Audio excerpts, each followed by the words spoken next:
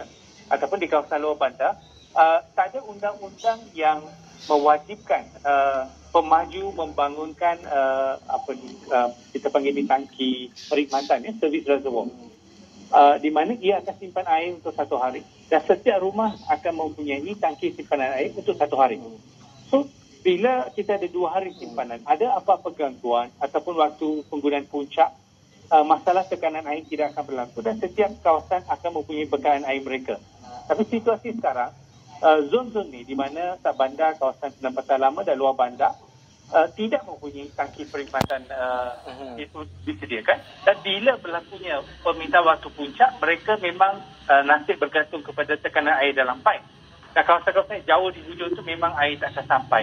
Ini masalah infrastruktur yang saya rasa untuk jangka pendek memang kita perlu sediakan tangki setting, tapi jangka panjang kita kena bangunkan tangki-tangki perkhidmatan ini untuk pastikan margin simpanan dalam sistem bakalan kita lebih bagus. Baik, itu pandangan ini dikongsikan oleh Piara Pakaran S, iaitu Presiden Persatuan Penyelidikan Air dan Tenaga Malaysia AWIR, berkenaan dengan monsun baradaya yang dijangka bermula pada 15 Mei ini dan akan berterusan sehingga September 2023. Selain itu juga beliau menyentuh berkenaan dengan fenomena El Nino. Sudah pastinya agensi berkaitan akan terus memantau situasi terkini dan memastikan terutama sekali bekalan air bersih akan terus tersedia dan tidak terputus dalam menghadapi masa-masa kritikal seperti ini. Saya kira itu sahaja masa yang kita ada dalam segmen Pantau Agenda Reformasi. Saya Nixon Nyambar. Selamat hormat. Jumpa lagi.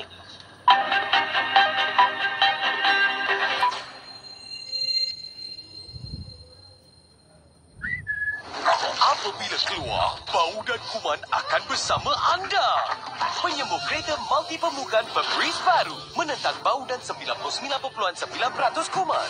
Hapuskan kuman dengan penyembuh kereta Febreze. Anak saya sentiasa fokus bila saya sediakan paginya Milo yang penuh kebaikan barley malt, susu, koko serta vitamin dan mineral penting yang diadu dengan formula khas untuk keperluan nutrisi harian.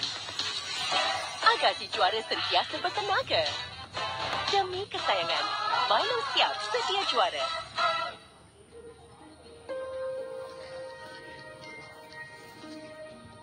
Zudin, ada rezeki kita beli basikal ya? Hai, makin kurang pelanggan ni.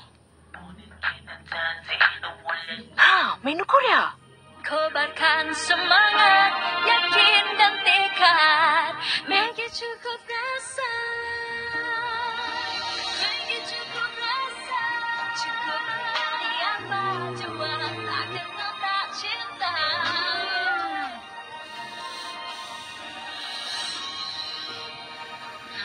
Dah boleh beli basikal dah. Kita beli kipas lah. Tak adalah abang-abang panas. Nikmatnya bila kita buat perubahan. Just need space. Okay. Kenapa cuma nak elak gerak I? Apa masalahnya ni? Kecelaruan. Setiap pergerakan kau, kita orang dah lama perhatikan. Benda ni tiba-tiba loh. Bukan memang dia dah plan sebelum ni. Kalau betul dia tak salah. Dia kan terlepas juga kan? Aku yang minta menolong. Terbongkarnya segala rahsia. Okey ke tak ni?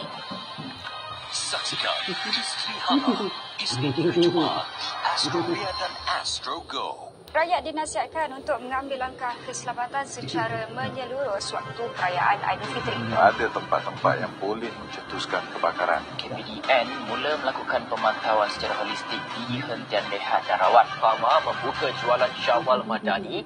Murah jauh daripada pasar di luar sana. Cara makan juga memainkan peranan dalam mengurangkan pengambilan makan berlebihan. Ikuti perkembangan terkini. Buletin Awani 12.30 hari. Tanya kepada semua pemenang reward 99 bulan lepas.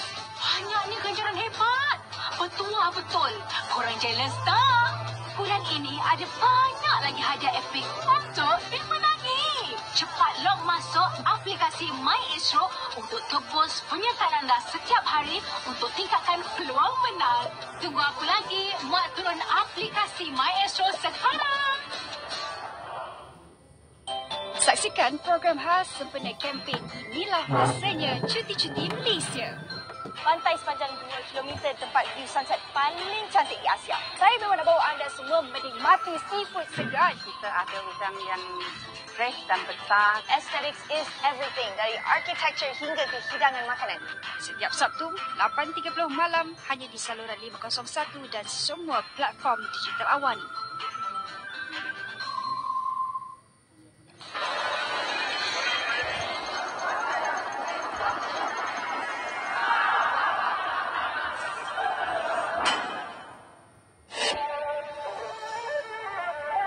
Di sinilah kemuncak perlawanan bola sepak Inggeris.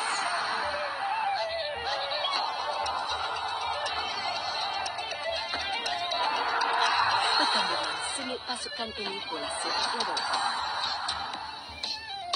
Legenda menghidupkan pertandingan di tanah air, menyinari gelanggang paling bersejarah dunia. Wira-wira bersatu demi Piala Sudirman.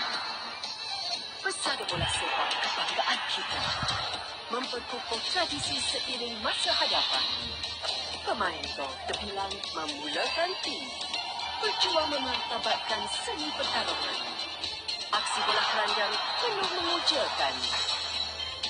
Kehangatan enjin membakar Amerika Utara dan Eropah. Inilah musim kemenangan.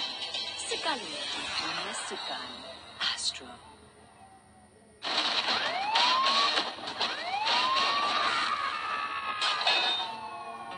2 minggu lepas, ada 2 orang anggota polis kita mati kena bunuh. Semuanya itu berlaku kerana Mamat ni, bekas anggota polis. Kau tahu tak, Eza dengan Kai dulu, partner? I tenang. Tak ada buaya. Sekarang aku faham. Bagi dua anak gila pun.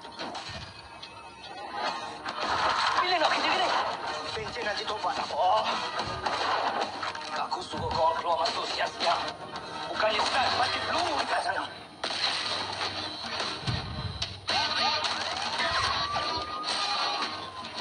Aku dengar Ricky. Bom itu bersambung. Kau ni aku tanya kau, kalau kau ada anak isteri, mana tanggungjawab kau? Tanggungjawab kepada dia orang kau atau kepada kerja kau? Kai, kita dah tak ada masa, Kai. Kai!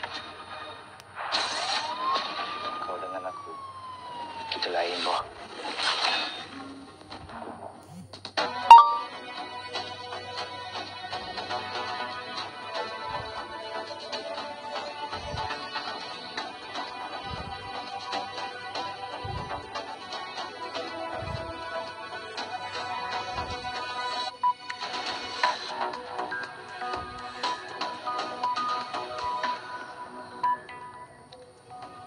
Assalamualaikum dan salam sejahtera. Anda bersama saya Sanahya dan ini Awan 7.45.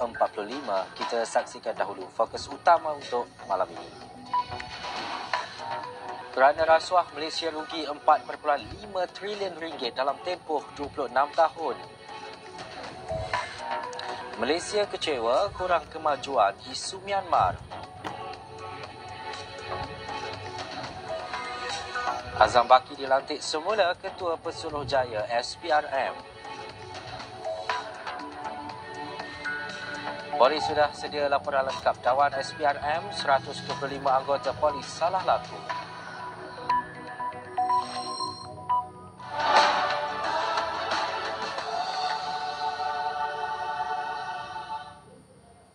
Malaysia kecewa terhadap kekurangan kemajuan ASEAN dalam menangani krisis kemanusiaan dan pelanggaran hak asasi manusia di Myanmar yang kini memasuki tahun ketiga.